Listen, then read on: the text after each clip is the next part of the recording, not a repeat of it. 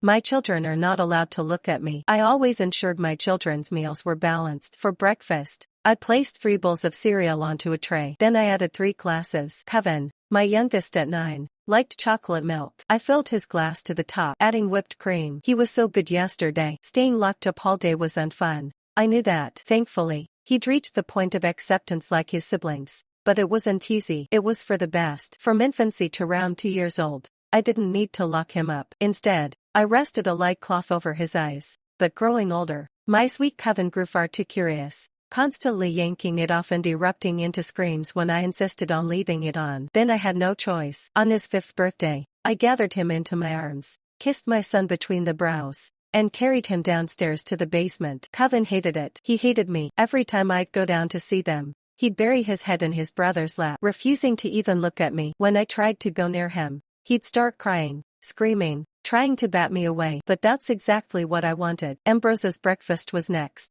At 14, and the eldest, Ambrose was usually picky, especially with breakfast. Kevin was quiet with his hatred for me. Ambrose made sure I knew that he despised me, even if it was little things. Snarky remarks when I was trying to talk to him, and the dreaded teenage eye roll. I was still recovering from him calling me a monster on his 14th birthday. Ambrose was scaring me a little. Willow, my 12-year-old, was last. I made her favorite orange juice and mango chunks. Descending the stairs to the basement, I quickened my steps. Seeing my children was my least favorite part of my day. Seeing them trapped, seeing them in pain, hurt me. I knocked twice, my usual, and stepped back. Ambrose answered the door. A thin, filthy cloth was wrapped around his eyes, the same one I'd used when he was a baby, a severed t-shirt Tyne ever wore. As he grew, the cloth was starting to slip over his eyes. Mom. His voice was more of a grunt. He held out his hands for the tray, but I couldn't stop myself. I handed it over before reaching forward, my hands trembling, tightening the cloth over, curious eyes peeking beneath the garment.